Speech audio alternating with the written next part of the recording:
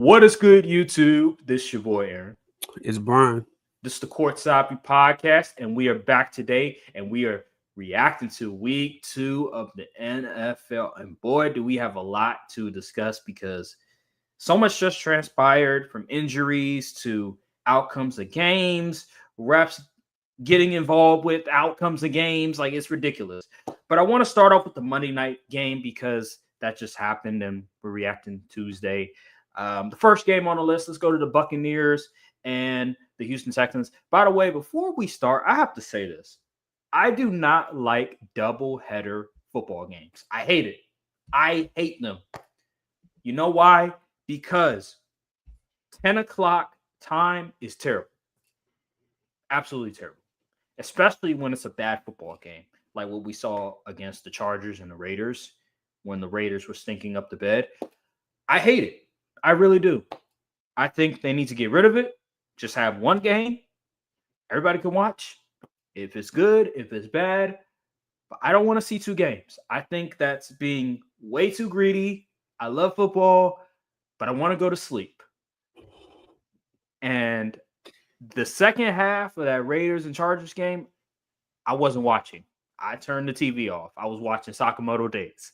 So, anywho, back to the Buccaneers and Texans game. The Buccaneers were able to get a victory basically at the buzzer. Yeah. Basically at the buzzer. They were able to, in a muddy game, come out on top and win. Baker Mayfield, this dude, bro, I got to say, where he came from the Browns to the Panthers to the Rams to now with the Buccaneers, and he's excelling with 3 new offensive coordinators on one team, on the same team. And he's still producing at a really good level. We have to appreciate what he's doing because that's very hard to do. We look at the quarterbacks and there's this excuse like, oh, he has a new offensive coordinator. He's going to struggle. It's going to take time. This dude Baker, every single year since he's been with the Buccaneers, he's had a new offensive coordinator, and all he does is hoop. Now, he struggled this game for a lot of it. Some of it has to do with the offensive line, so I'm not going to put that all on him. In week 1 as well, he kind of struggled. Some of that has to do with the offensive line against that Falcons defensive front, which it seems like the Falcons have finally rebuilt that defensive line that they've been really bad for many, many years. Anywho, Brian, what's your reaction to that game? How did you feel? What is your thoughts? I have a confession. Before the game started, it was about 5 p.m. And I said, you know what? I got plenty of time. Let me get a quick little nap in before the game started because I was tired. I woke up. It was 8 o'clock. It was about 2 minutes away from halftime. So I missed pretty much the majority of the first half, but I was locked in for the second half. And what I noticed is that, one, Emeka Egbuka is a dude. He's exactly who I thought he was going to be coming out of Ohio State. And Baker Mayfield, he just shows up in the clutch moments when you need him. I mean, seriously, this guy, like, he had, they didn't even really use their timeouts all that much until they got literally pretty much the goal line on that final drive. Baker Mayfield just proves to deliver week in and week out, which is why he's my fantasy QB1. And while also, yeah, he's stamped in the top 10 in my opinion. Like, there's no debating at this point, especially as the way he's playing right now. He's easily playing like a top 10 QB. And as far as the Texans go, defense is still good, but man, that offense is Basura. Yeah, it has a lot left to be desired because they just don't look like a cohesive unit. I don't know what's going on. Like CJ Stroud, he's not playing well. He's not seeing the field well. And you could probably say it's probably because they can't block for more than 1 second, because every time it just looked like he's anticipating about to get hit and he's not making the decision with the football. It just looks bad for him. Like he's regressing from his rookie season where he was much more confident. He was still making throws with anticipation. He was much more on time, was more on time with the plays. He was able to see everything a bit clearer. Nowadays, it's like buddy, what are you doing? Mm-hmm. It's like I think that was Nico Collins running wide open. I think he was running a dig or in, and he was wide open, and he just sat there with the ball until he threw it, and it was high, and it was way too late. And it's just like I don't know who the offensive coordinator is, but he tricked us. He tricked us with all that talk early in the offseason in the preseason. How they doing this man just as bad as Bobby Slowick. That is disgraceful performance they got. But they had what? What was the score? I So forgot. 19-14. 14 points at Yeah. home. Yeah. That's unacceptable, man. I'm sorry. Nico Collins out there doing his disappearing man. He caught one touchdown and was like, okay, that's enough. To be The Texans need fair, some help. to be fair, he could have had another touchdown if CJ Stroud was more accurate. That is true. He He did could have get had a caught at the way 1 better yard day. line. He Yeah, could have had a way better day if CJ Stroud was more accurate. Because CJ that is Stroud, true. he was, I don't know, man. I don't know what happened to the accuracy from rookie year to year 3. It's weird. I don't either, but it's bad. The tape ain't great either, from what I've No. seen. Anything else you were gonna say? I didn't want to make you lose your train of thought like that. Uh, no, Bucks do have to the Chase McLaughlin. You got to hit your field goals, man. Seriously, Mm-hmm. you this 2 weeks in a row where you've been inconsistent from that range, but yeah, the Bucks looking like one of the top teams in the NFC right now. In the Texans, the Colts may be taking your spot as division winner this year. I know you got a lot to say about CJ Stroud, so I'm gonna let you cook. Oh man, CJ Stroud. So I got done watching all 22 uh earlier today, and what I noticed is that CJ Stroud, it's just something, I don't know, his timing on his throws, ball placement, and accuracy is a major concern right now. I was watching the film, and layups that he would normally hit in his rookie season, he's not hitting in year 3, which is weird because you would think that a guy that had one of the best rookie QB seasons we've ever seen in the past 20 years would all of a sudden get better. And you get rid of Bobby Slowick, who we thought was the reason why that offense was anemic, lethargic, and downright disgusting to watch on a daily basis. And you bring in a new guy. We thought, hey, he's saying the right things. He's saying, hey, we'll give CJ Stroud more control on the line of scrimmage. That's great. But then we watch week 1, we watch week 2, and especially week 2, where I actually finally have opportunity to see CJ Stroud play a full game of football. And then I watched all 22, and he just doesn't look right. He just does not look right. I will say the offensive line, for the most part, most of the sacks were not his fault.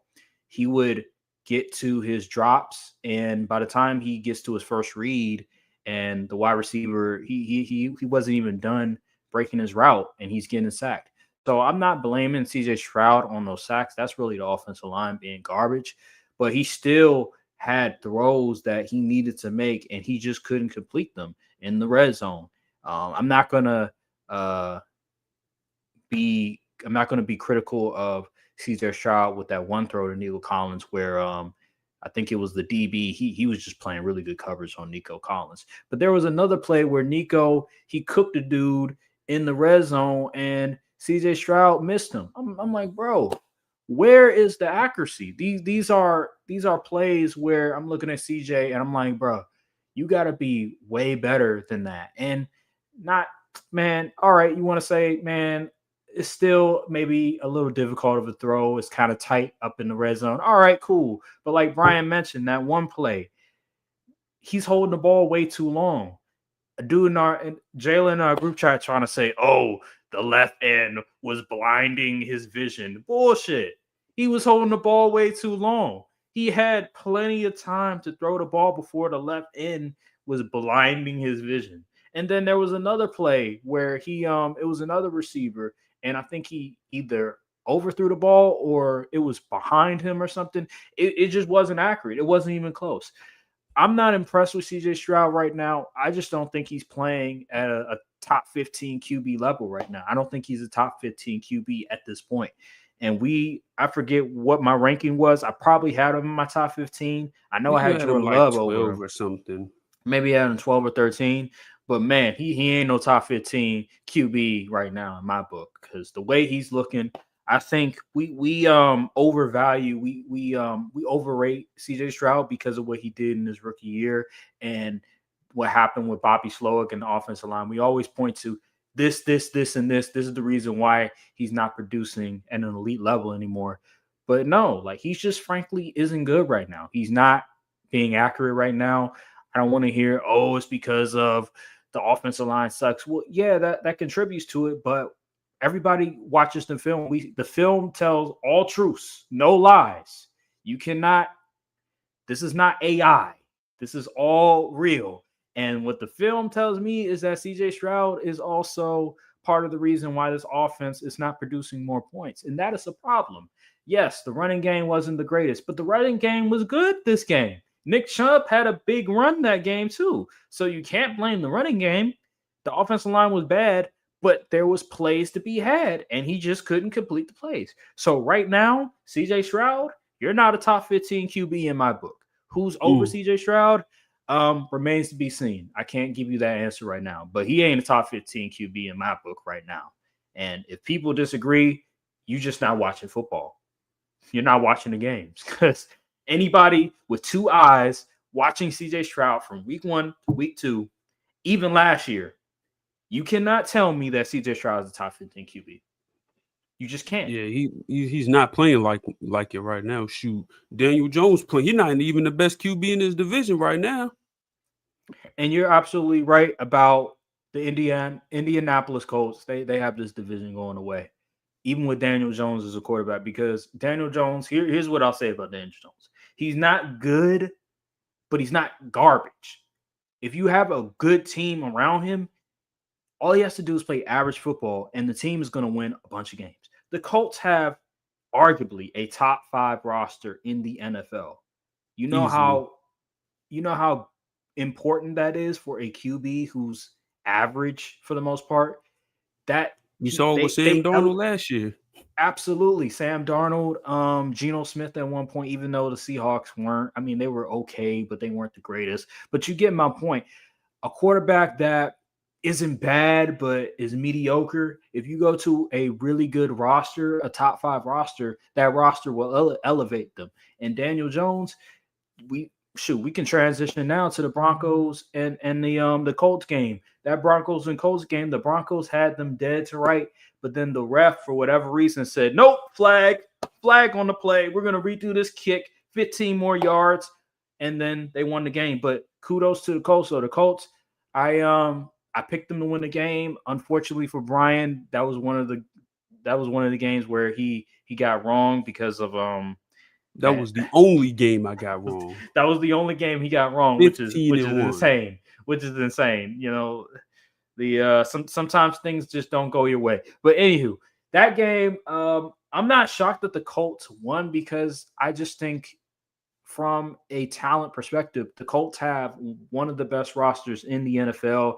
Shane Steichen is a really good offensive mind. They have Jonathan Taylor. They have Tyler Warren. By the way, Tyler Warren, this dude, let me tell you something. I think I know what NFL scouts overcomplicate things. If you're a dude, you're a dude. If you can play, you can play. I don't want to hear about, oh, he can't block. Oh, he's not a good blocker. Well, can he get separation? Can he run routes? Can he catch? It's simple. Okay, we'll figure out the blocking later. But this dude in Penn State, we saw him in Penn State because I watch college football. He made Drew Aller look elite. Now, Drew Aller's a good QB in college football. But, bro, Tyler Warren with Drew Aller, man, one of the best connections in college football. That dude was outstanding. I think he was first team All-American dude was an amazing tight end in college, and I'm not surprised that the transition has been seamlessly from college to NFL because a lot of stuff he was doing translates to the NFL. While we see with Colston Loveland, maybe part of that isn't because of them; it's probably because of the Caleb Williams and that offense. But he's not being as accessible. I just think NFL scouts they overcomplicate things. Can he play? Can he play? Simple, and the dude could play. The dude is Yeah. already a top 5 tight end right now. Stepped in day one as a top 5 tight end. It's crazy. Dude is elite. But yeah, the Colts, I love the roster. I love what they built, their offensive line, the defensive line, the linebackers, the running backs, obviously, the wide receivers. They have everything you want. And I'm not surprised they won. The Broncos. Here's the thing with the Broncos. Bo Nix stinks. I haven't watched the all 22 of Bo Nix, but that's what I've heard. I've heard he's been pretty underwhelming. Bad. He's been very bad. Really? I heard he looks like who we thought he was coming out of Oregon. I think Bo Nix is also a bit overrated. I think the media has overrated him too, especially Colin Cowherd. Colin Cowherd gave the drafting of Bo Nix by the Broncos a B+, and he gave, I think, Jaden Daniels an A, which I have no problem with, but Bo Nix a B+. I would say he's maybe a B or a B-. I wouldn't say he's a B+. I think Bo Nix, there's a lot left that he needs to do in order to be considered one of the better QBs in NFL. I think he's just taking advantage of being in a good system with Sean Payton, a good coaching, and a good roster at this moment. I just don't think Bo Nix is the quarterback that the media proclaims him to be. Yeah, he had a nice run. I think he had a good 2-month stretch. Absolutely, but I think we need to pump the brakes a little bit on Bo Nix before we automatically claim him as, oh my God, he's going to be the next great quarterback. Oh my God, he's better than Jaden Daniels, or he was on par with Jaden Daniels. Like, no, he was not. He was not on par with Jaden Daniels rookie year. The stats say otherwise. We want to look at the counting stats. What about passer rating? What about QBR? What about even the film said percentage? otherwise? Like, get the fuck out of here. Anywho, but yeah, the Broncos defense. I was surprised how bad the defense was. What's your thoughts on that, man? Like, what's your thoughts on the defense? Unfortunately, I couldn't really pay too much attention to that game because my Cowboys was playing at the same time. But what I did see, man, Jonathan Taylor was killing them boys. I mean, good grief. Like, honestly, this may sound crazy, but as far as talent goes, Jonathan Taylor might be a generational talent at running back. Oh, this man, he just produces. And I know you can say, oh, the Colts had one of the best O-line, but like, the man produces. If he's healthy, he's easily a top 5 back year in and year out. And he's physical, he's fast, and he just gets the job done. He could get involved in the pass game too. And I'm pretty sure he's a good he's a good pass, he's good in pass pro as well. Like Jonathan Taylor, he's like that. He's really pretty much playing like a top 3 back this year. I'd say he's Bijan, Jonathan Taylor, Gibbs or Saquon, whatever one you want to put. Those are the top 3-4 dudes that's playing running back position right now. That roster is very impressive. But as far as the Broncos go, the defense is good, but when your offense is not capitalizing on getting stops, getting consistent QB play, your defense is going to get gashed. They're going to be on the field for long periods of time. And shoot, Patrick Tan and them can only do so much when you just give the Colts opportunity after opportunity. And then when your kicker, I believe Will Lutz missed a field goal or something like that, which essentially would have, I think, iced the game if he would have made it, but something went wrong. I don't know what happened, but it's just the Broncos offense just isn't clicking right now mostly because of Bo Nix. He's not making the plays. It's just that simple. And the Colts, even though they have, most people would consider an inferior QB to Bo Nix, they are making the plays. So,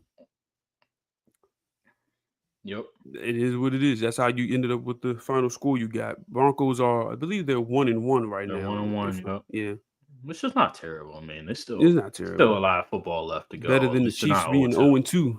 Yeah, that is true. Matter of fact, let's talk about that right now. Chiefs versus the Eagles. I will That say this: was that one of was the an most ugly game. boring Super Bowl rematch games I've ever seen. Mm-hmm. 6 tush pushes, man. If this play doesn't either get A banned or uh, B officiated properly, then the NFL has failed its audience and viewers on putting out a good product. Mm. Because that's ridiculous. Like this is asinine to me. So you mean they break like three rules in one play? They break neutral zone infraction. They break illegal formation because you have 3 linemen that's on the ball. And then they also break false start. The guards are moving before the ball is even snapped. How is someone supposed to defend against that? At this point, I'm not mad at the Eagles for doing it because they're getting away with it. It's up to the league to enforce and officiate the rules properly, and Mm. it's not happening. So then you get a sorry game like that, where in the moment where it's supposed to be intense, I'm like, oh, maybe they could get a stop, get the ball back, and Pat Mahomes working mad. Oh, they just did like 3 tush pushes in a single drive. Woohoo! So good for the product. Mm. You change the kickoff rules to get more returns. You change the overtime rules so the teams get possessions in regular season now. But the tush push, that's something y'all couldn't change. Man, get out of here. You make great Eagles, points. sorry. You make great points. That game was hard to watch as well. I was one thing I really wanted to pay attention to, and I rewatched this game. I was looking at all 22 because remember our conversation about Patrick Mahomes and how he isn't playing to the same level as what he was back in his MVP years, his MVP Mm-hmm. caliber years. I was watching this game and he left some plays on the table. There was a play Missed to Thornton, quite a few. Yeah, missed some deep passes to touchdown. Thornton. Yeah. His ball placement wasn't the greatest either. There was times where the ball wasn't where it needed to be. I think one throw to Travis Kelce, not the end. So that's all Travis Yeah, Kelce. yeah. Travis He Kelce, was what the hell tripping. was that? What the hell was that? That was easily a I touchdown. think the first throw of the game or second throw of the game, he overthrew a tight. I don't know if that was Kelce or somebody, but he overthrew somebody. They ended up getting a touchdown, which kudos to Mahomes because he made something out of nothing that entire drive because nobody was getting open. But yeah, like I don't know what it is about Mahomes. I understand the offensive line, just like with CJ Stroud. Like it's not the greatest, but it wasn't terrible. His accuracy and ball placement just isn't where it was a couple of years ago. Because there was just moments where he would, I don't know if it was behind the guy or it's just a tad late. He overthrew a dude that could have been a touchdown. I don't know what's going on with Mahomes, but he's just not playing at that elite level. He was still solid. Let me get it out the way. Mahomes did not play bad. The offensive line, they gave up some sacks. I don't think that was on Mahomes at all. And guys weren't getting any separation. And I'll say another thing. Some of these play concepts from the Chiefs, whoever is drawing them, I know Andy Matt Reid has Nagy. something to do with it, but the play calling from Matt, I don't know if it's Matt Nagy, Andy Reid, I'll just say it's Matt Nagy. Brother, something needs to change because the Eagles had that shit locked down from the jump. It's not just because they're gaining separation. They can't gain no separation. It's because the play designs suck. I think there was one play where I don't know if it was a curl or a hitch. It was like 2 curls or hitches, whatever, and then it was something else. And there was no sort of separation at all. There was no sort of way for the guys to get open. It was just easy to defend. Stuff like that. I'm looking at the coach and I'm like, bro, what are we doing, man? Like, seriously, can we help Mahomes out a little bit more? Don't get me wrong, the running game wasn't good either.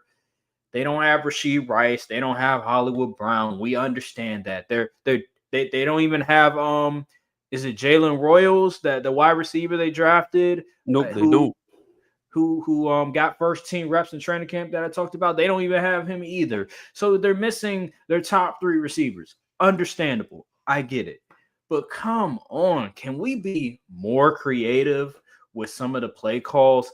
I understand the Eagles pass rush was getting to them. But damn, can we do something? Can we be more innovative? Can we stop looking like an old football team that hasn't adapted with the times? Can we do something right? Because it's just ridiculous that Mahomes has to continuously make something out of nothing. All of the times that he scrambled out of the pocket were justified. It wasn't like, oh, he missed a read here, he missed a read. No, like the reason why he scrambled is because guys weren't getting open or the play sucked.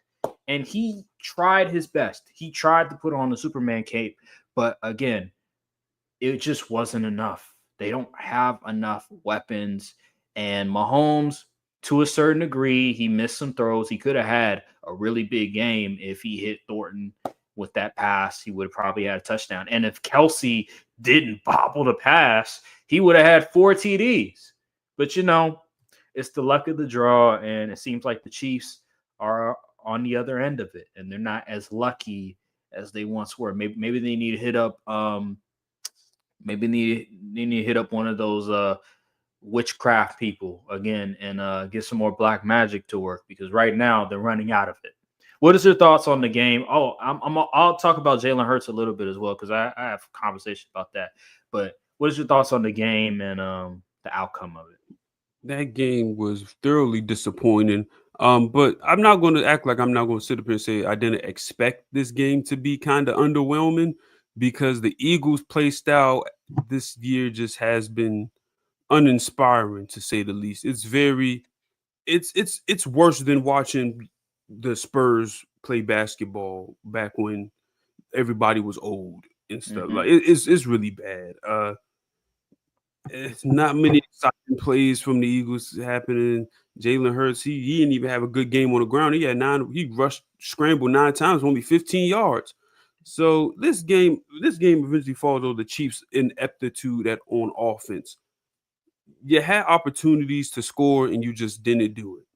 Pat Mahomes was fighting for his life out there with that O line. Receivers not getting open, people getting Mm-hmm. locked up, having to force throws and errant throws, and it just made the product look bad. And on the other end, the Eagles wasn't doing much of nothing either. I mean, the Jalen he had 101 passing yards, man. Like, what are we doing? It's just so it was such a boring game. I was barely watching it. I was watching them other 4 p.m. games.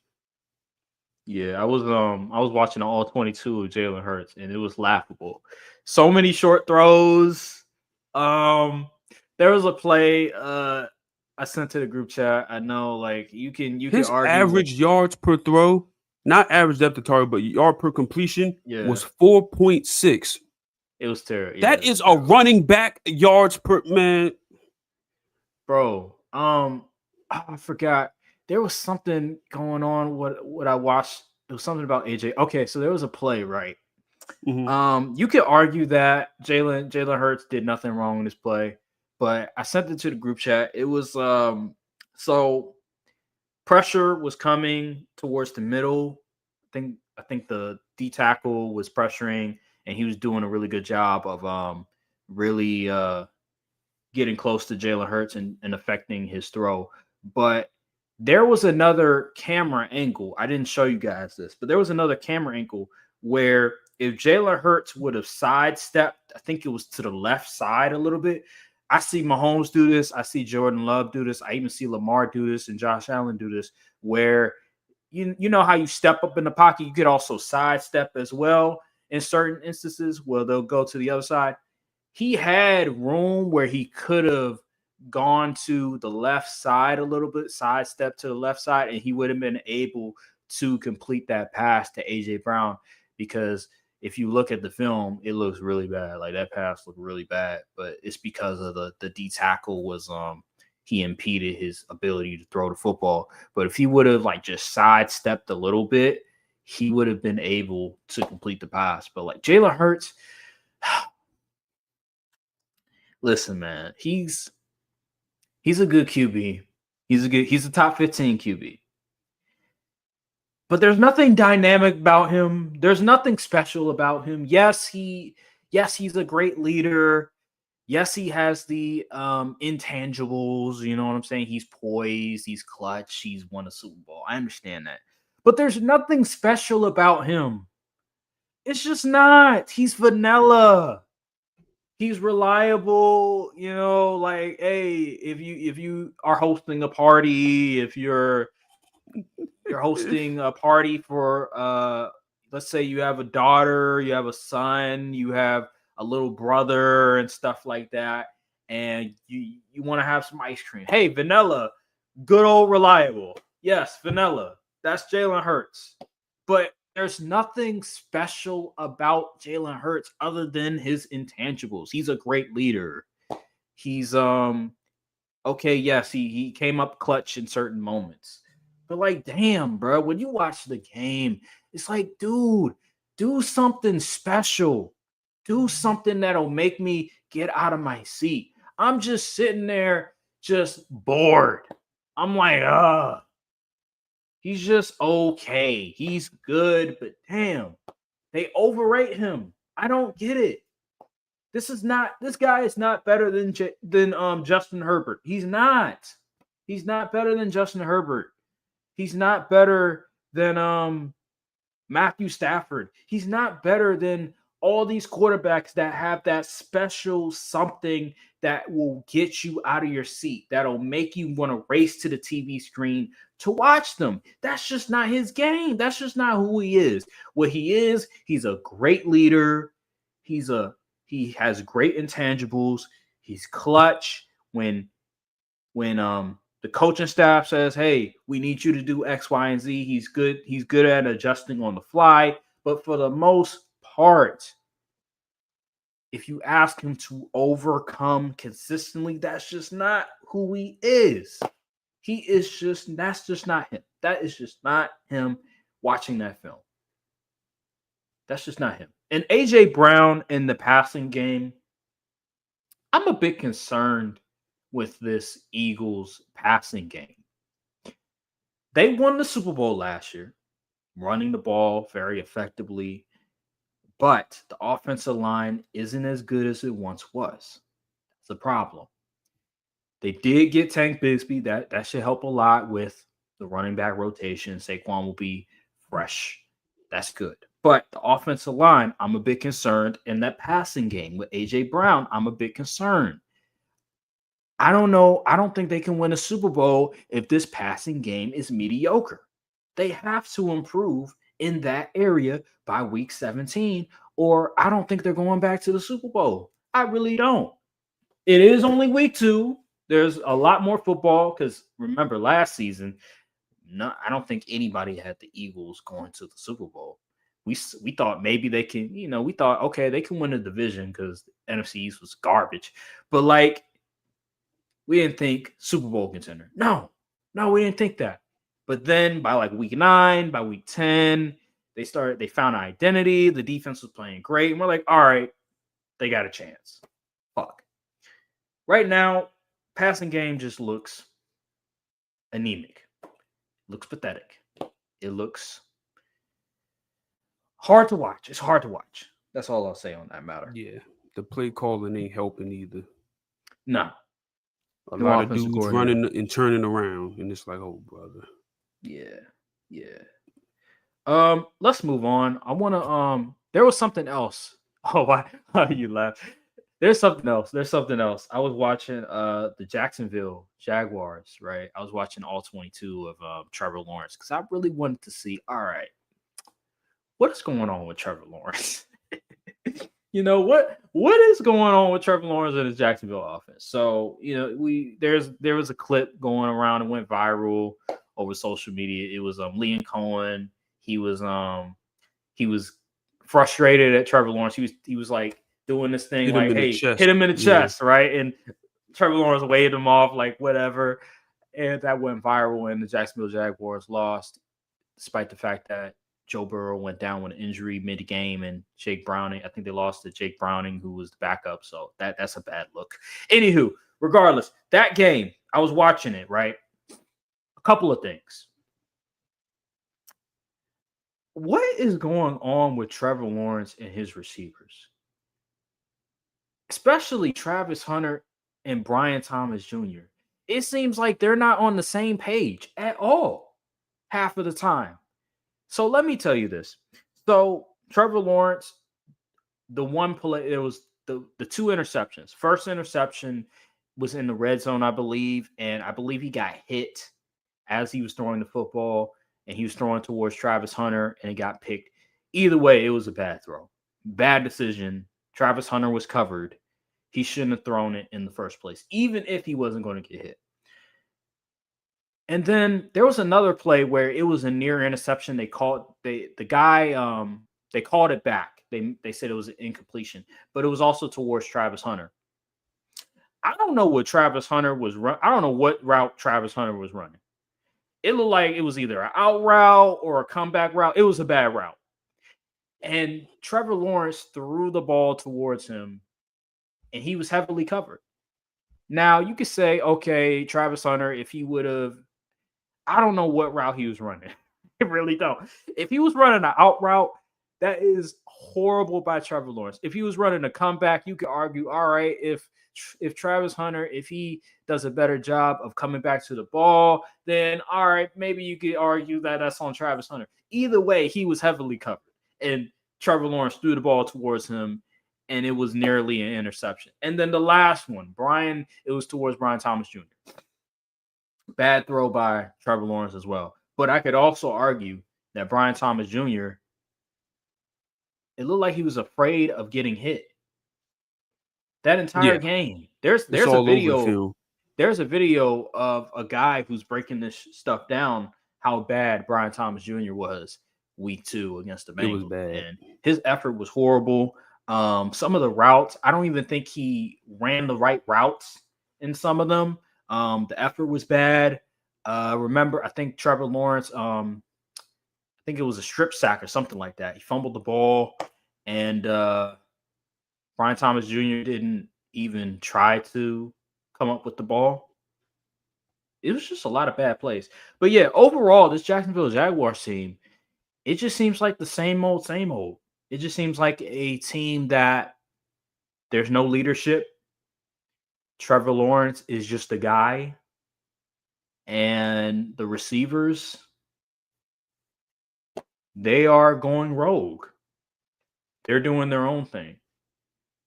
Guys are dropping passes as well. I think they're at the top of the league in like drop passes right now.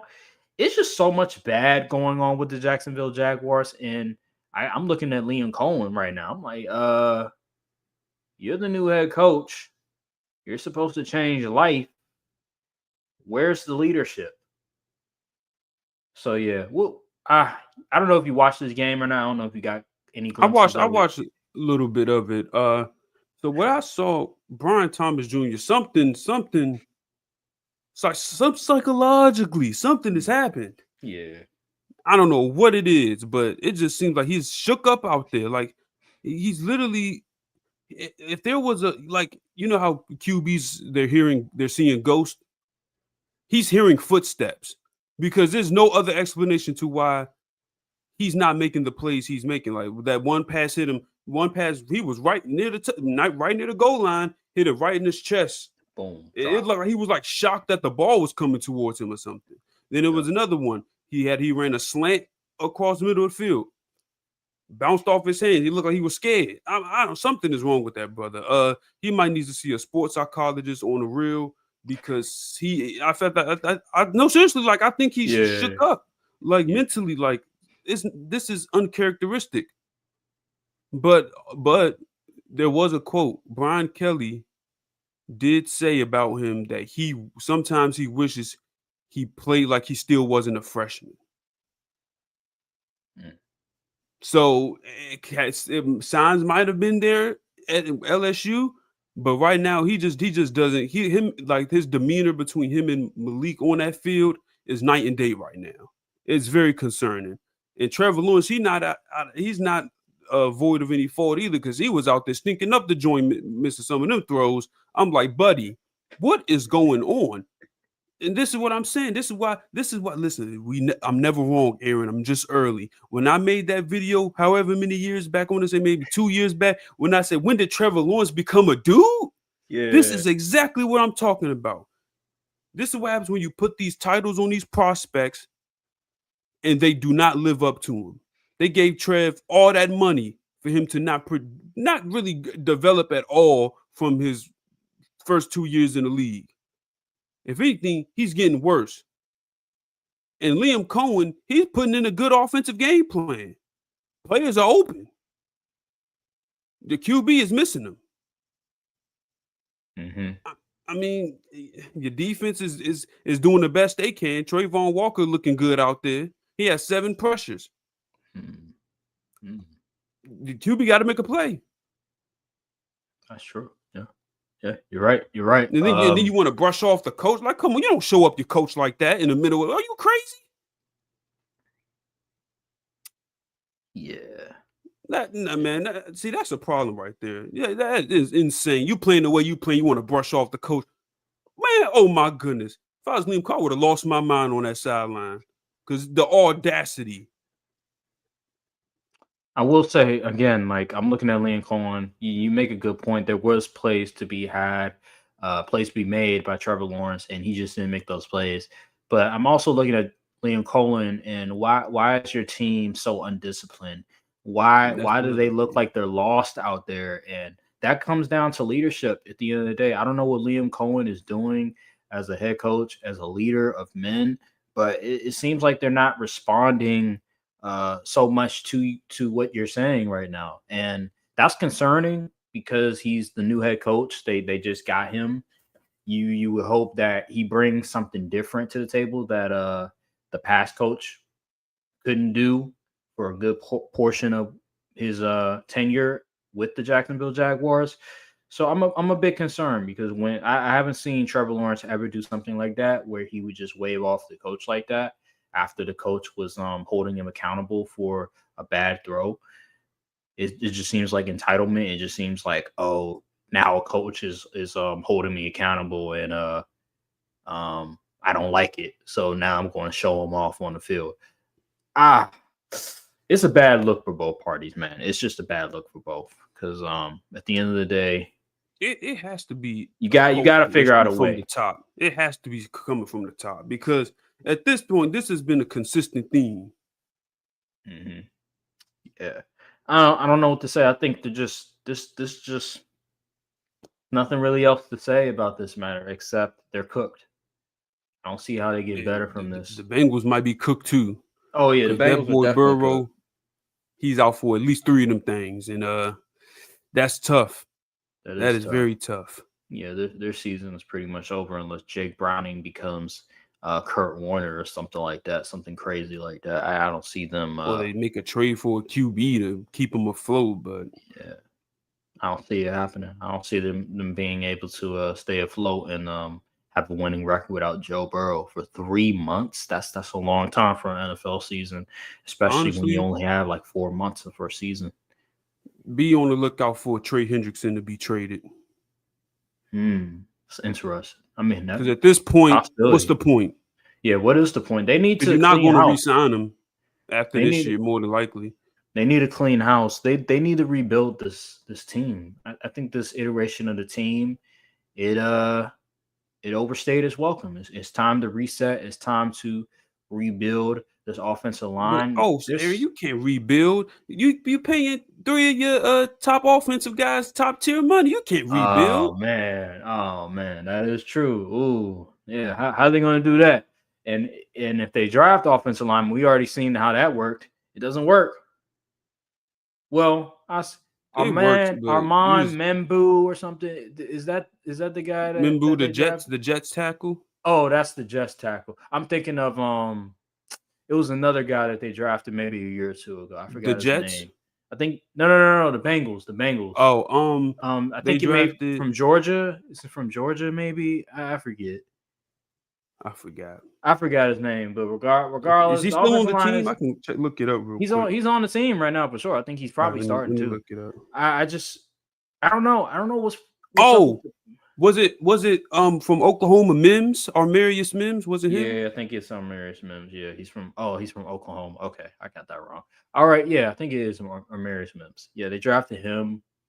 He was a first round pick, I believe, and I don't know. I don't know. It's just the offensive line hasn't been good for Joe Burrow for majority of his career, and he's becoming. My bad. Marius Mims, he did go to Georgia. Yeah, he did It's go to the other. Georgia. I Okay, think it's another Mims that played at Oklahoma. I got confused with. okay. No, that's fine. That's fine. But yeah, he's looking like the modern version of Andrew Luck right now, where he's one of the best QBs we've ever seen in the past 20 years, and unfortunately, his career is being derailed by injuries. Almost every single year, he's had a significant injury. 2021, 2020, I want to say 2 and 24 were the only seasons where he was able to come back and have a full season where he's healthy. All the other years he's been hurt. He's had significant injury. Every time he's hurt, it's always a significant injury. He's Yeah, always it's out not like a for little. an Yeah, extensive amount of time. So he's one of those dudes where when he's injured, he's injured. Like he's gone. Your season is cooked. So they got to figure out something, man. I don't know. They got to fire these scouts, uh, figure out some developmental coaches that they can bring in to help develop these players. Because right now it's just not working. The offensive line, the development of the offensive line is just not working, and they got to figure it out and stop being cheap too. But that's never going to happen because the owner is cheap.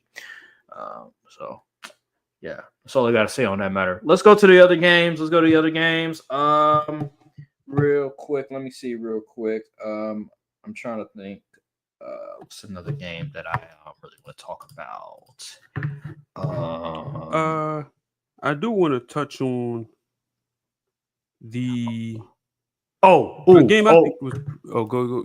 Was it you about to talk about the Falcons game? Falcons, Yeah, Vikings, bro, that game thoroughly bro, disappointed. hold the phone, bro. JJ McCarthy, what the hell was that? What do you have? Like 3 picks, bro? He was horrible. I know this JJ is a McCarthy had second two start. interceptions. 2 interceptions. I know it was a second start, but come on. How are you this bad? I understand the offensive line was garbage. Don't, bro, both offensive lines that game. That was another one of them stinky games. Just like with the Buccaneers and the Yeah, freaking primetime Texans games game. weren't hitting on anything this week. Bro, those 2 games, oh my god, the offensive lines were struggling. But that game specifically, I'm looking at, I'm like, I'm like, damn, are the offensive lines going to block? Now there was no Christian Darrisaw again, so I picked the Falcons for that reason. I knew this was going to be a stinky game. I knew the Vikings offensive line was going to struggle mightily, and I knew with what the Falcons did against the Buccaneers that defensive line is for real, and it showed itself against the Minnesota Vikings that game, and then also Aaron Jones got hurt as well. It's like, damn, man, both dudes got hurt. It seems like they're falling like flies. But bruh, JJ McCarthy, I don't know what he's seeing, bruh. It seems like he's seeing something else. I don't know. Can he read defenses? I'm so serious. There was a play. It was TJ Hawkinson. He was trying to get shifty, and I don't know if it was a One of those destroying routes. so it was zone coverage, right? You could tell his zone by the way that the linebacker was positioned on the field. He was playing in areas, playing a zone. Bro, McCarthy threw it dead center at TJ Hawkinson. He was doing this move, whatever. The linebacker was right there in his fucking face. And he just said, I'm gonna just throw it to TJ Hawkinson. And guess what? He couldn't catch it. He popped it out. It's just stupid stuff like that. And then he overthrew another pass. He's overthrowing I think he guys. overthrew. Was that might have been last game? I don't know if that was last game. But this game he overthrew Jalen Naylor on the left side. That might have been the last It, game. it, it may have been no. I think he threw it against the not Buck. The Falcons. Yeah, Oh, he overthrew him, bro. He has been awful for majority of the quarters. Like, he had one great he had quarter. one good quarter out of 6. Well, 8. This this dude has been awful. Don't get me wrong. Yes, it's his second start, but damn, talk about inexperience. Just because you got inexperience doesn't mean you could fall flat on your face. You could be absolute disaster. Don't turn the football over. That's all I'm saying. Just keep the ball out of harm's way. This dude is That one throwing pick he threw, it was just a good play by Bowman. I will admit.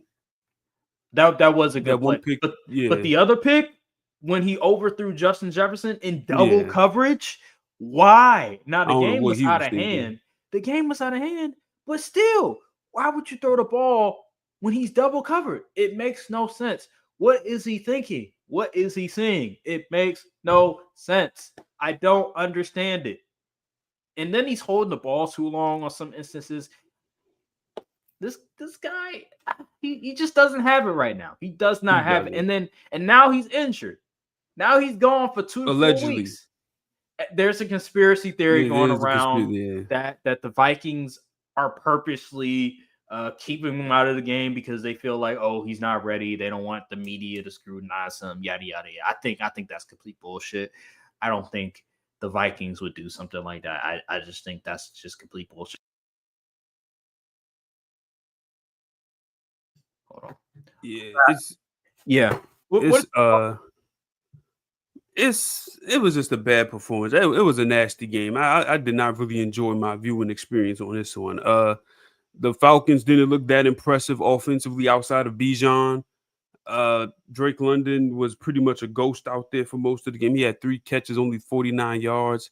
Michael Penix, he did what he could, I guess, but a lot of times I'm like, he's not even really looking down the field. He's looking for Bijan. I'm like, is he the only player on the field? Him and Cal Pitts. I was like, good grief. And then on the other defensive end, shoot, them draft picks hit because they was getting pressure all night. They got 6 sacks. Who knows how many pressures the team generated at this point? So salute to the front office for building up that D line because that was a weak point for the Falcons for as long as I can remember, honestly. But they really got after the Vikings and JJ McCarthy. He just looked bad. I mean, he did not look like an NFL QB at all. It was deplorable to see. You made Justin Jefferson look mediocre out there. That's how bad he played. And oh goodness, if Carson Wentz comes in here and hoops, and you might just have to roll with them for the rest of the year. I'm gonna be honest, because this isn't a team where you sit up here and say we got time to rebuild. No, we need to win now. You made all these moves in the offseason to where you got Javon Hargrave, you got John Allen, you went and got other free agents as Grenard. well. Yeah, Grenard. Grenard. Like you are in win now mode. So my thing is, why would you bank your hit your wagon to a second year QB, which is really his first QB year, who had a lot of concerns and questions coming out of college in the first place? You let Sam Darnold go just so you hope the dude that you drafted plays like Sam Darnold. Like I don't understand the thought process behind some of these GMs. I understand you want to see what the guy got, but you could have did that while giving Sam Darnold some money. Like I really, it just doesn't. It blows my mind. I feel like this is a mismanagement of the QB position yet again, and I wouldn't be surprised if they hit Kirk Cousins with the "Hey, big head" and ask him to try to come back because boy, as it stands right now, you about to throw your season away messing with this dude.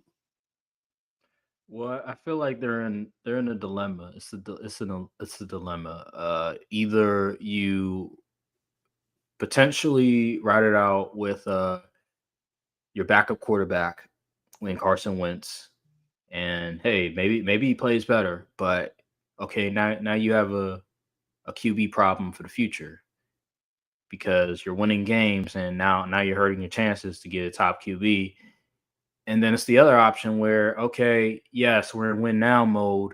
We need to evaluate JJ McCarthy to see if he's the future of our organization because we gave a first round pick on him. We drafted him in the first round, in the top 15. So we need to know if he's Traded good up or not. for him, by the way. Traded up for him, which is huge. That's very huge. I'm under the belief that they need to just roll the dice with JJ McCarthy and just see what he does for the entire year because it's about the future. It's not about this season. It's about the next couple seasons. Matter of fact, it's about the next 5 years. And if you can't determine if JJ McCarthy is the guy or not this year, then that's the problem. You need to figure it out now because we know these organizations, they are impatient. We don't have time to wait on JJ McCarthy any longer. We need to see this season. He's going to make it to year 3. I will say he's going to make it to year 3. I think so. But here's the thing. He makes it to year 3. If he plays mediocre this year, he makes it to year 3 and he still plays mediocre to the halfway mark. We know he's not the guy. We need to give him enough snaps, enough opportunities so we can evaluate him and we can come to a decision collectively that he's not our guy and that we have to go in a different direction. So I understand your point about, look, we got all this talent, we got all these veteran players, we've upgraded these positions. We're trying to win now.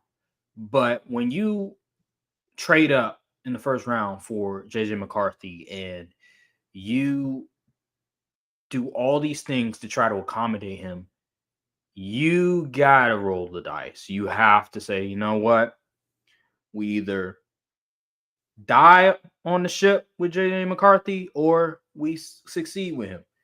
I'm under that belief. Hey, that's how I'm looking at it. And Kevin O'Connell, he's safe. He's not going anywhere. You kind of have to roll with that because you spent so much draft capital and you can't recoup that first round pick. So you won't have to just tough it out. Facts. Yep. I want to move on to another NFC North team matchup game. Bears versus Lions. I also watched the all 22. I also watched all 22 of that game. And here's my thoughts. I want to talk about the Bears. Caleb Williams was actually better this game. He was actually better. He was more on time with his receivers. He actually trusted his reads a lot better.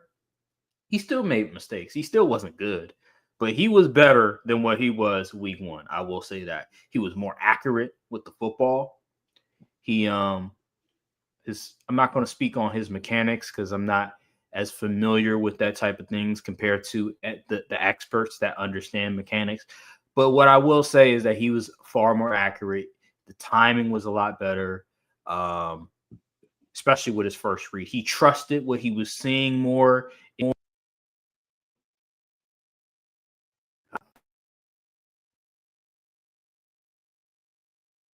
Oh, your mic's muted. I'll come back in a sec, but I'll let you. I'll let you cook. What was your thoughts on the game?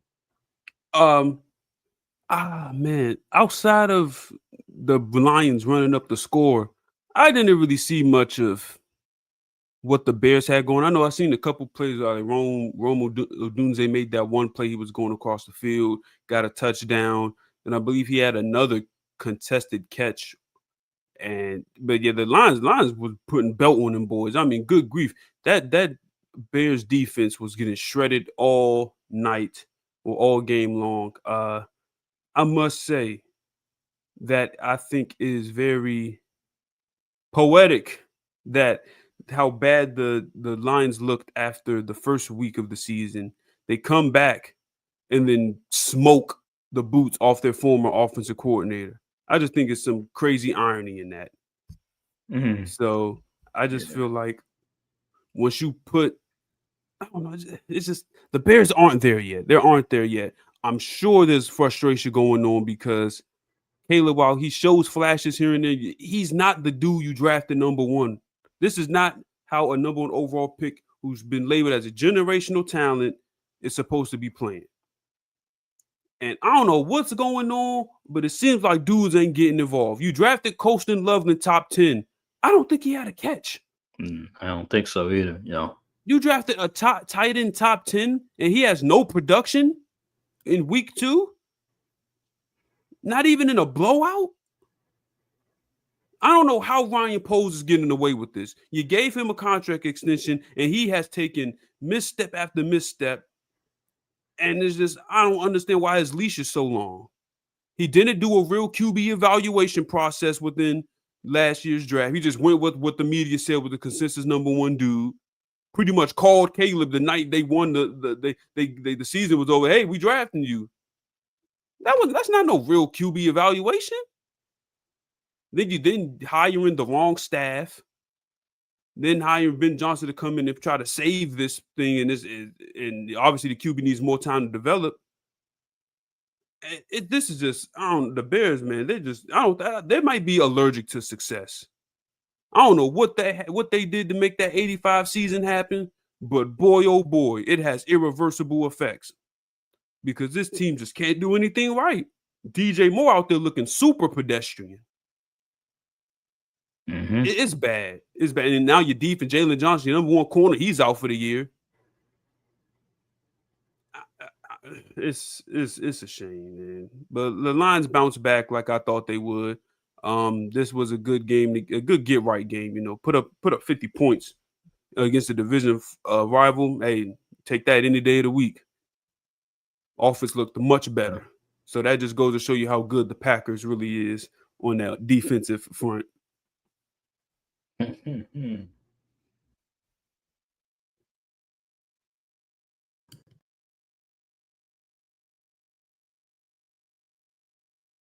with some technical difficulties. It's all right though. We're gonna shake back. There we go. All right. Yeah. So yeah, I agree with you. The Packers, that defense is legit. But yeah, Detroit, I was happy that they actually won. I was happy that they won in that fashion because it just proves that the Packers are built different. But anywho, yeah, man. I think you said enough. That Jalen Johnson, that injury is huge for them because the defense wasn't, for the most part, especially the pass rush hasn't been very lackluster. That good, especially when you pay Montez Sweat a lot of money. That's another thing with Ryan Poles, overpaying for guys like Montez Sweat, and now you're stuck with that contract, and he hasn't made a Pro Bowl. This is just malpractice as a GM. Anywho, let's move on.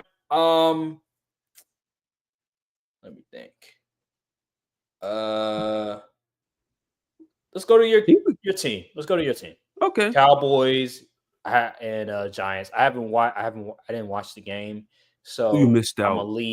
I'm gonna lean on your expertise on this one, but I heard it was a high scoring game, and my boy Malik Neighbors, he went off. So, your thoughts on the game? All right, Cowboys versus Giants.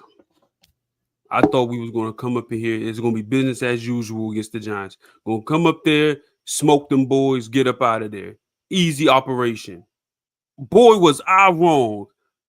Russell Wilson looked like vintage Russ out there. He looked like let Russ Cook era Russ out there. He was getting everything he wanted, then some. I'm like, there's no way this defense is just giving it up like that. I just couldn't believe what I was seeing. And thank the heavens, thank the Lord we had a good offensive game plan and Dak Prescott at the QB position, because they would have lost badly if this was a Mike McCarthy coach team. This inexcusable. Matt Eberflus, listen, you either gonna have to change up that scheme or you're gonna have to get out of town, buddy, because that zone crap is not working. It's just not working. The players, Donovan Wilson playing one high and a 2-high safety. Have you lost your mind, brother? We have years and years and years of film showing Donovan Wilson is not built like that. We have real safeties that's on the bench that can play the one high to a solid level. And you want to hit your wagon to put this dude out there to play. He is a primarily box safety. He's great when on rundowns, but you tell him to play in coverage, he looks lost. You know how many times he's been caught staring in the backfield while Malik Neighbors is about to run right past him? Too many to count. And yeah, he got the interception at the end of the game. Good. The Russ literally threw it right at you. He threw it right at you. If you didn't catch the ball, you should have been dragged off the field by your pads and thrown into thrown out of the AT&T Stadium like Jazz on Fresh Prince. There needs to be some personnel changes, or there needs to be some scheme changes, because this team is not built to be in zone all game. Think about against the Eagles. We play zone, and guess what? Jalen Hurts he wasn't killing us through the air. He was getting everything he wanted on the ground. Okay, what happens? Later in the game, towards the end of the game, we started playing match coverage. You know what match coverage has?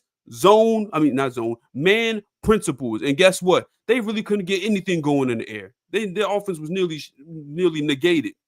So what made you think that you could go up there against New York when they don't have scrubs on that offense?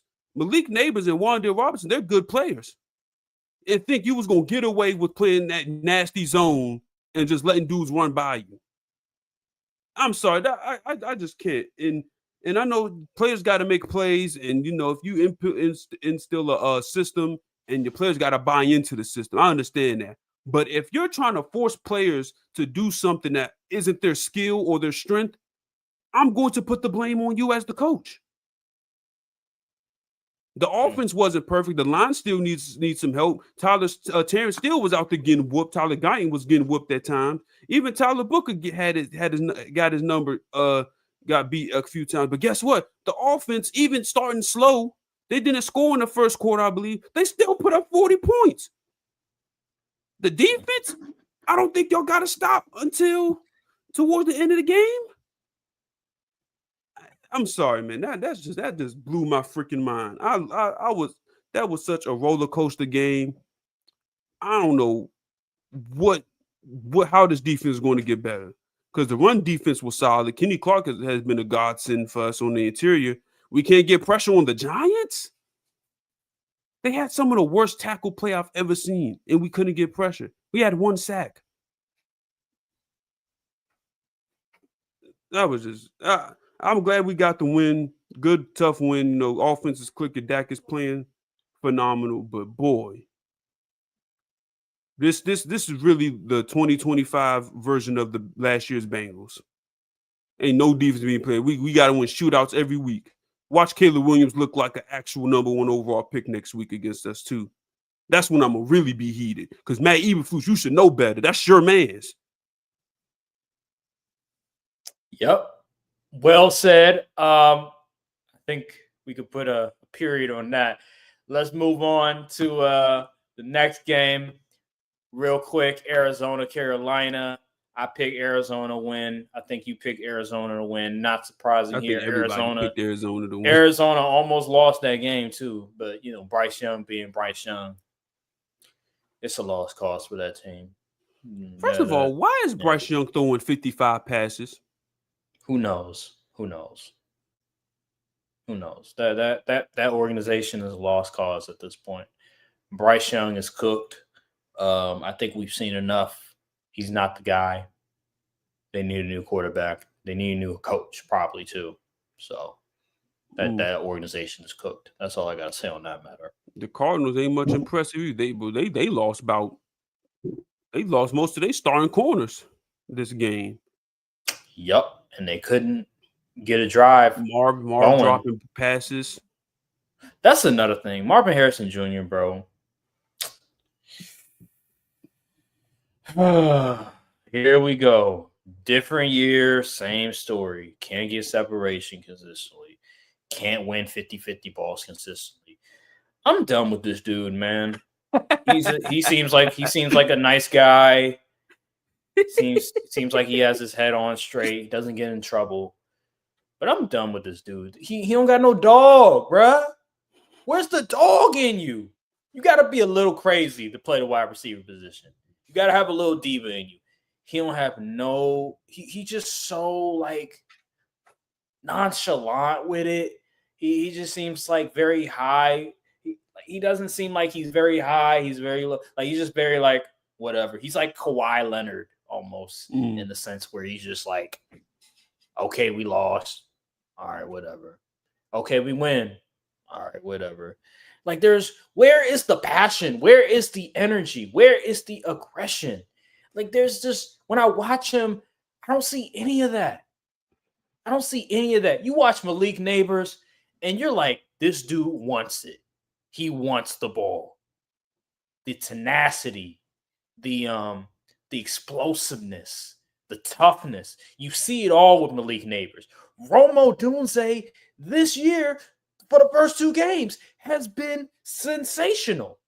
Look at Emeka Egbuka. Emeka Egbuka as well, bro. These dudes, I know Matthew Golden hasn't had good stats, but when you watch the film, he's open. He's open. He's getting separation. He's cooking his defender. He's doing everything he's supposed to. It's just Jordan Love keeps underthrowing the ball and not seeing him when he's open. Marvin Harrison Jr., he just can't get open consistently. He can't catch the 50-50 balls consistently. Now, some of that has to do with the Cardinals. They need to get him involved more. But, man, if he was a dude, if he was that guy, if he was Malik Neighbors, I can tell you what. They would figure out a way to get him the ball more often. Look at Ted McMillan. Oh, my God. Ted McMillan, bro. Like, what is wrong with Marvin Harrison Jr.? He was supposed to be this generational prospect, 6'4" guy. He come into the league, he's running like he got weights on the back of himself. And then his route running is, it's okay, but he's so damn slow. It just looks weird and awkward, and he can't get no separation. He can't catch 50-50 balls. When that's what he was doing at Ohio State, he's just a disappointment, man. I'm done with him. I'm done. I'm done. He's not his dad.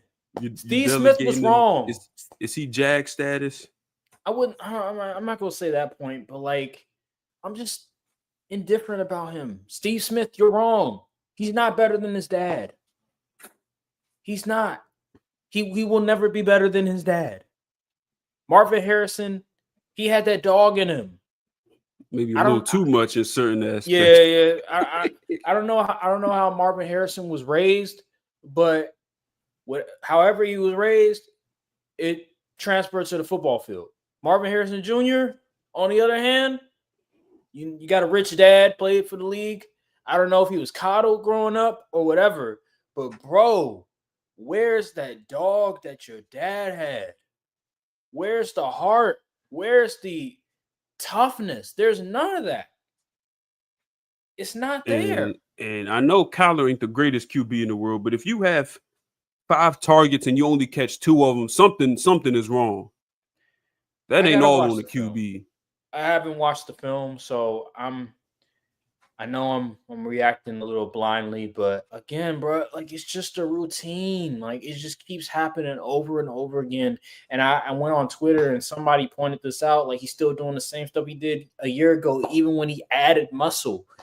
It's just gets to a point where this is just who he is. I know it's year 2, but bro, as a receiver though, it shouldn't take you that long.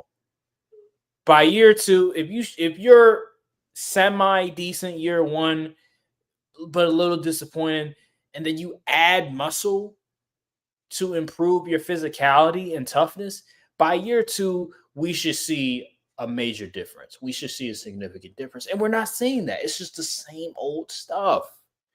It's frustrating. It really is. All right, let's move on. Let's see here. So Seattle versus Pittsburgh Steelers. You picked Seahawks this game. I picked the Steelers. I knew this was a toss-up for me, but I was wrong. That Seahawks defense is elite, man. They're for real. The reason I picked the Steelers because I thought, they're at home. It's going to be a long trip for Seattle. They lost to a banged up 49ers team. I'm like, at first I was thinking Seattle because I don't think the Steelers are all that great. But then I was like, the Steelers are at home. Seattle, they're going on the road. It's a long flight.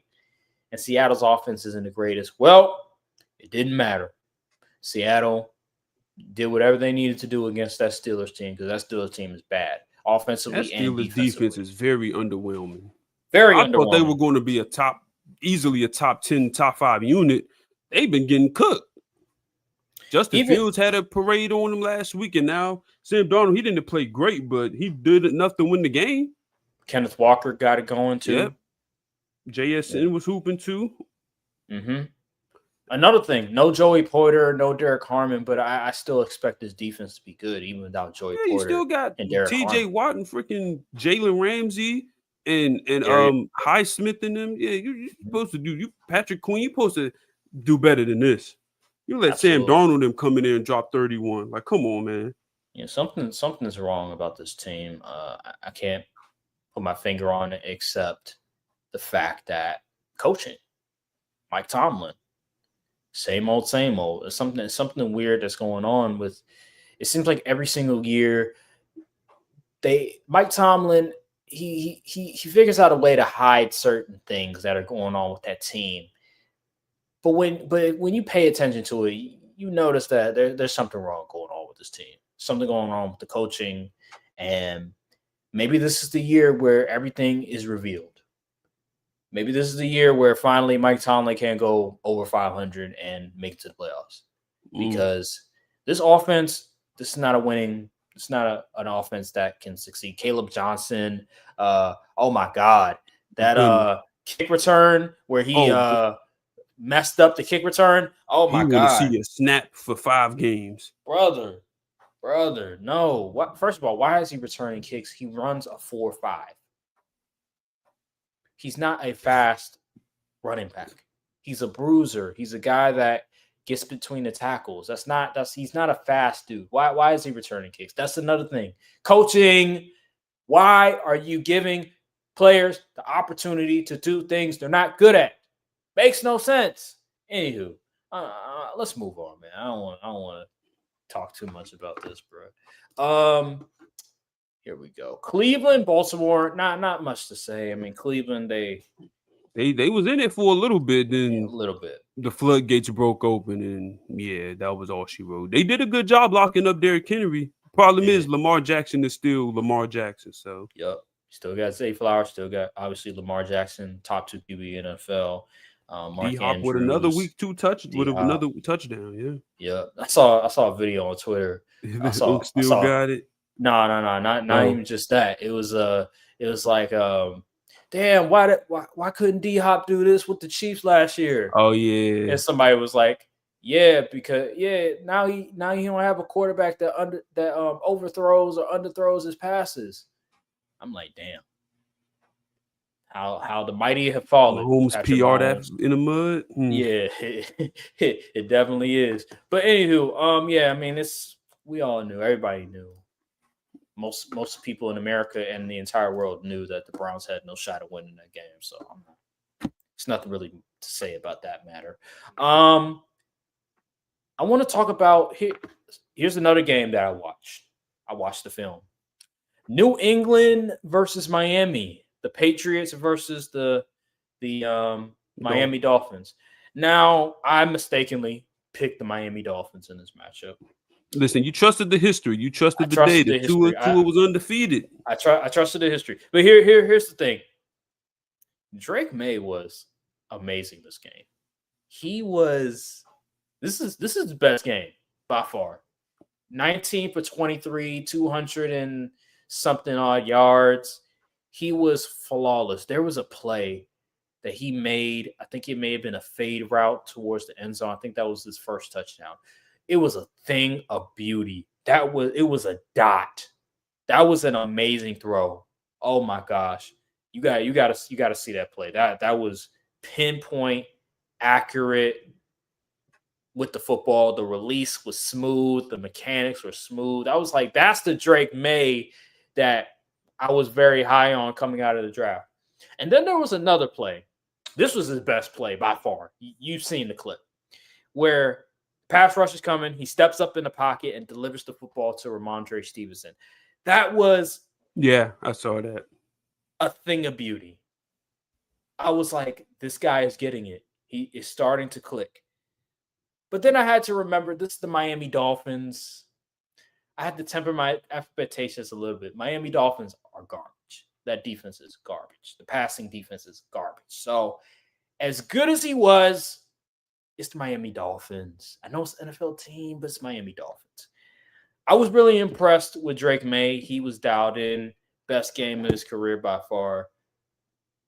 Any thoughts on this game? Man, like I said, outside of Drake May being pretty good, actually had his best game we've probably seen from him. The Dolphins, man, I don't know, man. It's crazy because even though Tua did better than he did last week, when it mattered the most, guess what he did? Threw right to the defense. And I mean right to the defense. I'm like he had a chance to go out there and make some shake to tie this game or even win the game. He threw it right to. I'm like, what was he looking at? I was Tua just baffles me, man. Like he really needs to join the bloodline at this point because QBing is not in his future. He like Tyreek Hill finally got over 100 yards. Yep. Still lost. Uh, Even Devon Achan had a crazy uh, uh pass catch for a touchdown. He made like 18 men miss. It was crazy, and they still couldn't get it done. Tua just doesn't have that clutch gene. He just doesn't. And the experiment, it's over. We knew once they had that players only meeting after the week 1 game, they was heading down a dark path, and this game probably was one of the nails in the coffin because Tua was undefeated against the Patriots, 7-0, I believe. So now you want to lose like that at home at that? That's inexcusable. Yeah. Expect Mike McDaniel. I don't think Mike McDaniel makes it through the end of the year. Ooh, might be right. It's bad sign. Let's move on real quick. So Rams, Titans. This is another game we all Cam knew. Ward had some crazy He crazy did. the air to Elick Ayo Manor. Yeah. Mm-hmm. Let me say this about Cam Ward. So Cam Ward, he's a rookie, so he's not going to be perfect. Normally, rookie QBs aren't going to have seasons like a Jaden Daniels type season or a CJ Stroud type season. It's a work in progress. I gotta say this, bro. Titans offense, Brian Callahan. What are these plays? He got to go. What are these plays? Like just like with the what was it? The Chiefs? I called up. It was either the Chiefs or another team. No, it was Texan. No, I think it may be the Chiefs. Regardless, the play concepts on these offensive plays, bro. What what are we doing? There is no creativity. There is nothing that will have the defense fooled. Guys weren't getting separation. It is baffling what Cam Ward has to deal with on a daily basis, on a weekly basis, excuse me. Offensive line is okay, even though I think he's at the top of QBs in QB pressures, or he's I actually believe it. top 4. He's top 4. He has 34. I He's the believe it. most sacked QB, I think, in the NFL. I think he's the most sacked QB. He has like 11 sacks on the season. Yep. And some of that is on him. I will say there was a couple of sacks where he led himself to those sacks, but there was still pressure coming towards him. But if he would have, moved the other way instead of going right towards where the pressure is coming from, then maybe. Anywho, regardless, Cam Ward, I think he's okay, man. He's okay. I think he'll be fine. The problem is, I don't think this is the right coach for him. I think Absolutely not. Brian Callahan, he's just it's just something about him, man. I just don't like. He just doesn't move me. There's nothing creative, innovative about him. He's just blah. Just boring. We need something cool. We need something innovative. We need a leader of men. This guy, he just doesn't seem like that type of dude. He just seems like every other mediocre coach that gets a head coaching hire and is not ready. Just what it is. Yeah. Yeah, that you pretty much summed it all up. I mean, Campbell, he's showing flashes so far these 2 weeks, which is a good thing you to see out of your number 1 pick. But Brian Callahan is really holding his team back, and a lot of these receivers, like Ridley, he has to go. Yeah, he's cooked. I don't know what in the world is going on with him. He's cooked. Yeah, he's cooked. I will say Cam Ward as well. There again, he's a rookie. He's learning. There are times where he just like with Caleb Williams, first read, goes away from it too fast, holds the ball too long. But again, he's a rookie. He's going to make those mistakes. He's still learning. It's the second week starting. So I understand that. But with Brian Callahan and what this passing offense is looking like, there is no excuse, bro. Why does it look this bad, bro? It shouldn't be looking this bad. And that's just how I feel about it. The Rams, we knew the Rams were going to win. So it's not really much to talk about when it comes to the Rams side of things. We know they're a contender in the NFC. They can potentially go to the Super Bowl. We know this. So I think the story of this game is really about the Titans at the end of the day and Cam Ward's development and what is wrong with the Titans. And I think part of it is the coach and this offensive scheme sucks. that's all I can really say on that matter. Yeah, and Cam Ward, he needs to do a better job of protecting himself and not leading himself into sacks because you're the league leader in sacks by a QB. That's a problem. So, anywho, let's go. I want to say that might be San Francisco, New Orleans. This surprised me. I thought the Saints were going to win this game. I thought really. Yeah, because here's my thinking. Because in the NFL, when they have so many injuries and another team is pretty much healthy, I'm thinking, all right, I know it's Kyle Shanahan. I know, yes, quarterback whisperer, but man, he got so many injuries. I don't know if they can overcome it. But they overcame it. Mac Jones played a good football game, and salute to them. I think Juwan Jennings, Ricky Pearsall, even without George Kittle, Brock Purdy, they still had CMC. They were able to win the game. So salute to them. And that's that. The Saints are a bad football team. That's all I got really Spencer Rattler showed some good things though. Justin been playing well in his second year.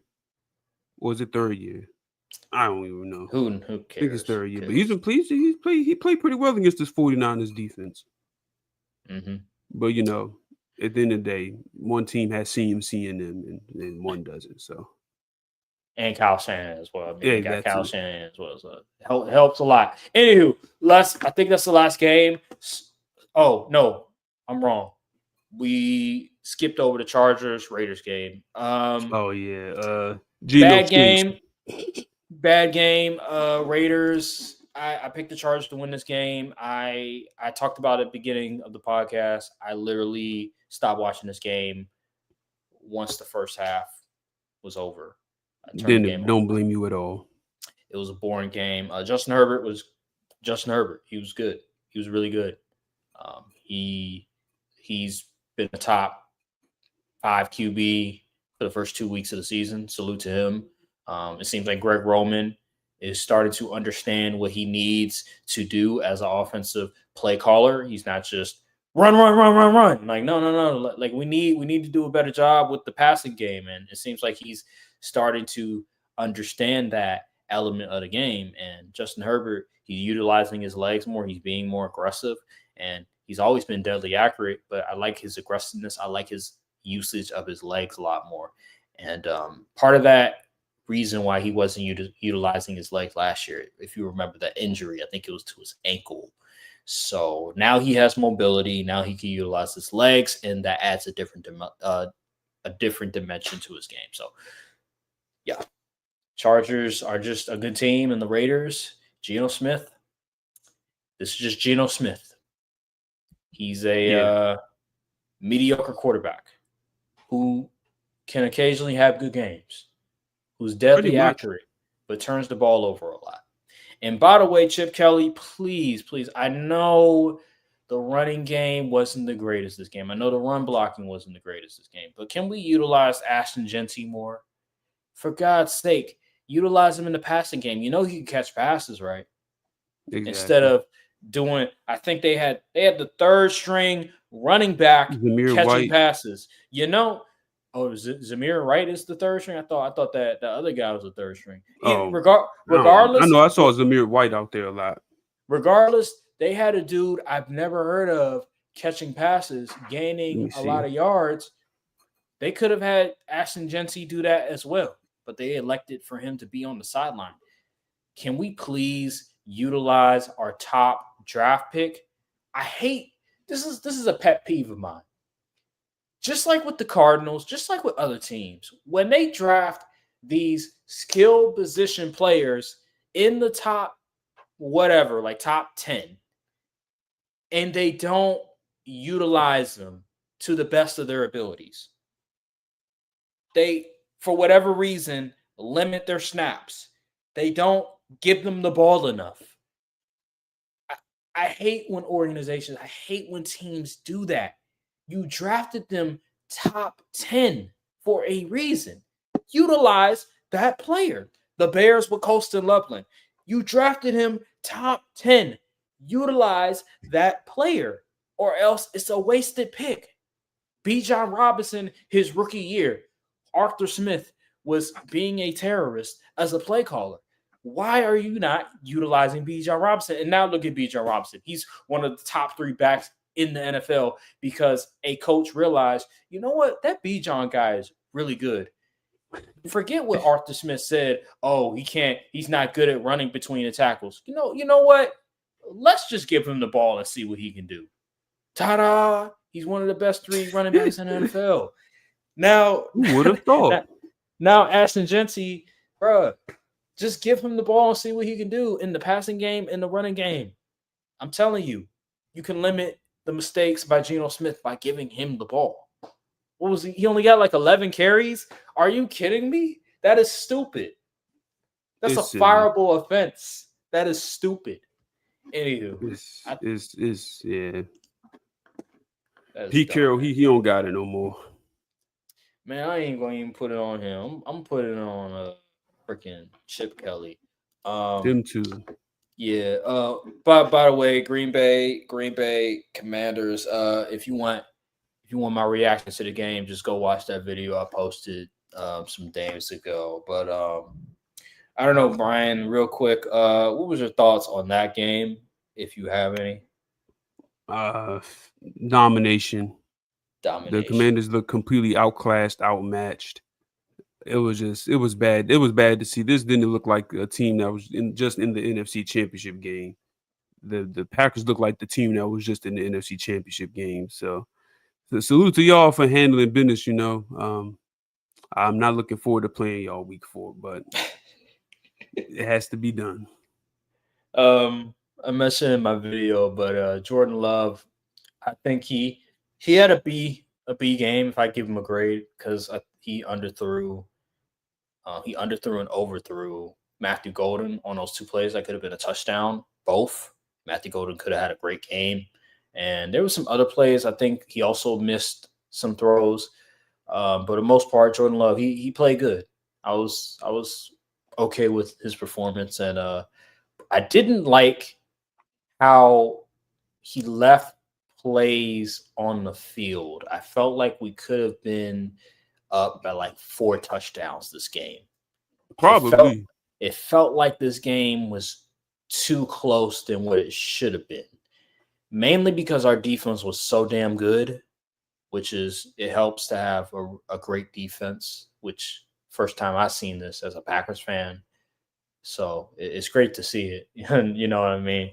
But that's why when you're playing complimentary football and when you're trying to win a Super Bowl, it's great when you don't have to play an A game on offense and you can still win convincingly because you have a great defense. And my final thing, and then we'll move on. It's only week 2. Now we're going to week 3. That is true. If we're playing B-level football on offense and it's week 2, I can only imagine what we'll look like in week 17. So hopefully this is the worst we'll look. So those are my thoughts. Let's move on. We touched on a little bit about the injuries. Jaden Daniels, he's dealing with the injury. I think it's his knee from the Packers game. Joe Burrow, his injury to his toe, turf toe. He's going to be out for 3 months. And then we have JJ McCarthy. I think he has a sprained ankle, which is crazy. Then we have Khalil Mack hurt his elbow yeah, last night. he hurt his elbow last night, and I think that's all. I think that's all the injuries at this moment, the significant injuries at this moment. But yeah, we kind of touched on it a little bit, so I don't think we really need to go too in depth on it. But let's move on to the let's go to your segment, man. Let's The go to it. The people salute segment. segment. Yeah, let's go to the salute segment, man. What All who you right, saluting this week? week 2 of the salute segment. We got 3 picks as always, and you ain't getting on the list if you don't win. Number 1, Jamar Chase.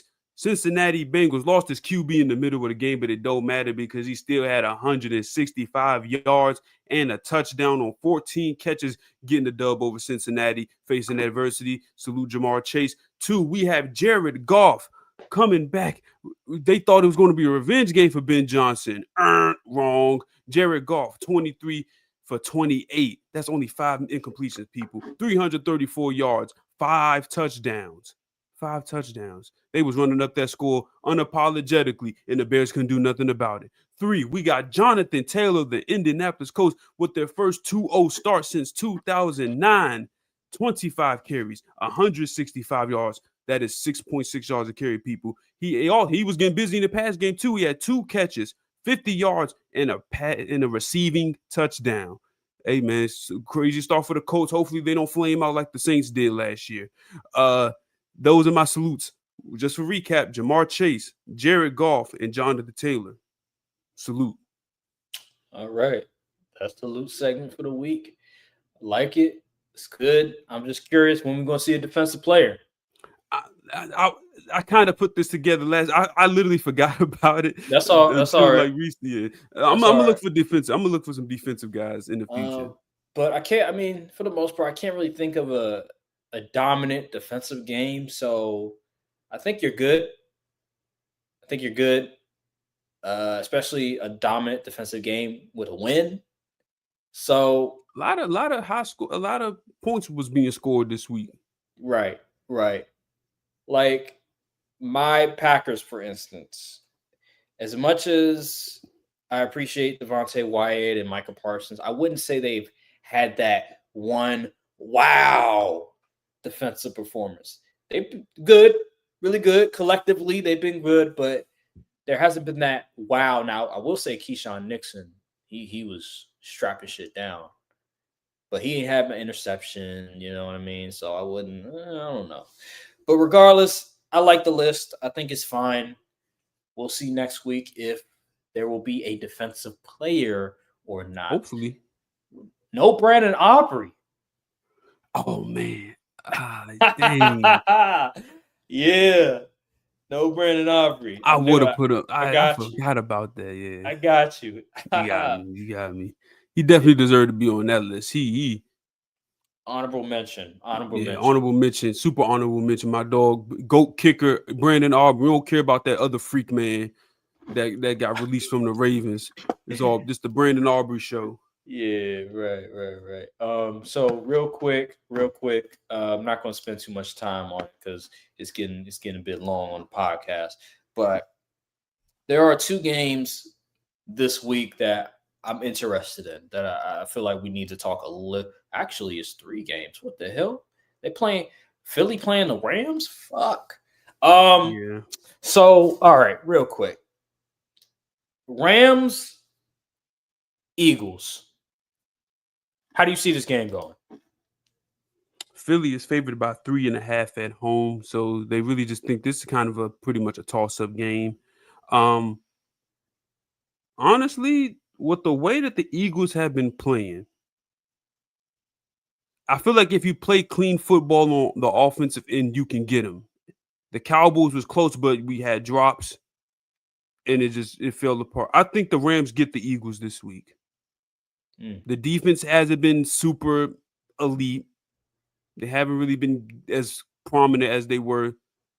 And don't forget, the Rams almost got them on their way to the championship last year as well. So I think the Rams go to Philly, get their revenge, and beat the Eagles. I think Matt Stafford has a clean game.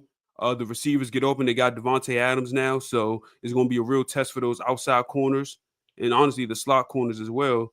Uh, yeah, and then the defense, I think the Rams defense, they're going to be ready. They're going to ready to be put a lot of pressure on Jalen Hurts. I think the outside players are going to play well, unless I believe Forbes is he with the Chargers or the Rams? Rams.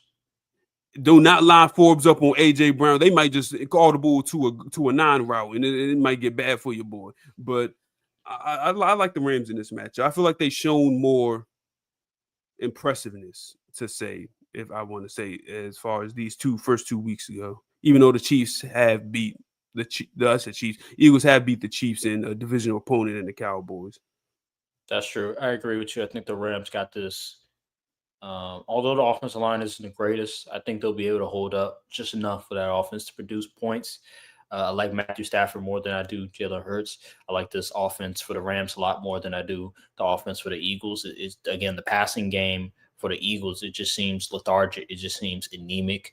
I need to see more from that passing game before I want to put my bet on that Eagles team. And I think defensively for the Eagles, they're not as good as what they were the previous season. They lost in pieces, especially Milton Williams.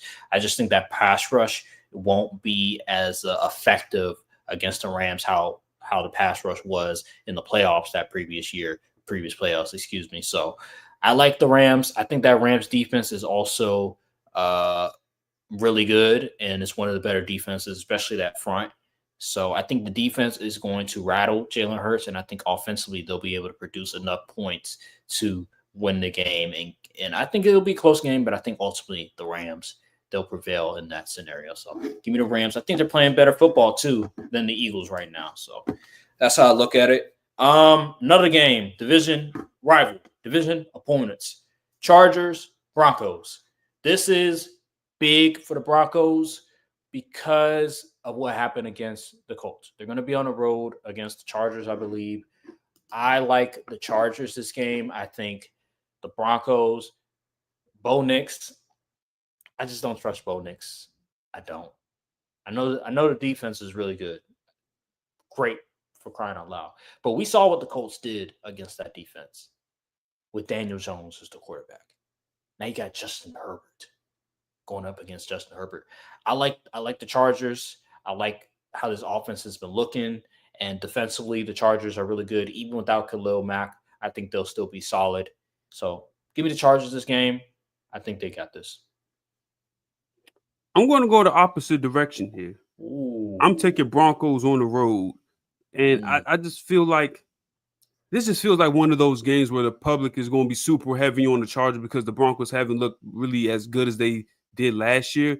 And the Broncos just come out and just play clean football. Bo Nix looks much better than he had the first 2 weeks. And the defense plays stout. And you really think about it, the Chargers have been playing much better on offense, but it's a little different when we got to go against PS2 and them. Who knows what QJ or Ladd and them are going to be able to do with that kind of secondary they got to go against. So I'm gonna go with the Broncos. I feel like the Broncos are going to upset them on the road. Okay, I mean it's a pick 'em game, so it can go either way. Division games go either way. Last and game, even with the Raiders' woes, the Chargers they should have put them won away. this game by more than just 11 points. Yeah. Last game is the Monday night game. This is a big one. Ravens, Detroit Lions. I like the Ravens in this matchup. I know the Ravens, they choked the game away against the Bills, but the Bills are one of the better teams in the NFL. So even still, they're one of the top teams in the NFL, and it's against Josh Allen. I like the Ravens this game. I just think the Ravens are the most talented team in football. They have a top 2 QB in the NFL. They have Derrick Henry, and I think the Dolphins. I think the Lions, we know they lost some pieces. They don't have Ben Johnson. They don't have Aaron Glenn anymore. I like the Ravens this game. I think the Ravens are at home too. If I'm not mistaken. So yeah, the Ravens are at home. Give me the Ravens. Monday Night Football. Lamar Jackson. Yeah, I'm going to Ravens too. It's just because the Ravens, they're just the more talented team, and I don't think the Lions defense is well equipped enough to stop Lamar and the Ravens off. Like I don't think that run defense is stopping Derrick Henry at all. And yeah, I don't think and also I think the Ravens, they'll probably force a turnover too on Goff. Yeah. By the way, people, before we go, I just want to let you guys know that we haven't looked at the injury report. So we're giving our predictions before we even look at any injury reports. So we are don't be There's not surprised if I even any change my injury pick. reports available. Don't be surprised if I change my pick. We still got time to change our pick. So it's not finalized until Sunday rolls around. So stay tuned. All right. That'll do it on this episode of Courtside Podcast. Make sure to like, subscribe, comment down below, hit the notification bell, follow the socials, and we'll see you guys in the next episode of Courtside Podcast. Thank you guys for watching, and peace. Salute. All right.